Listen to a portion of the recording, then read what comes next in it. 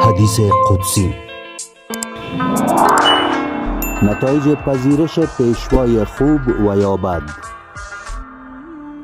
از امام باقر علیه السلام روایت است که خداوند متعال فرمود: در اسلام هر جمعیت و مردم را که تن به ولایت و رهبری هر پیشوای ستمگر بدهند که از سوی خداوند نیست، حتما عذاب خواهم کرد، هرچند آن مردم در کارهای خودشان نیکوکار و اهل تقوا باشند، و حتما عفو گذشت خواهم کرد از هر گروهی در اسلام که ولایت و رهبری هر پیشوای دادگری را که از سوی خدا است بپذیرند و گردن نهند، هرچند آن مردم یعنی در کارهای خودشان ستمگر و بدکار باشند.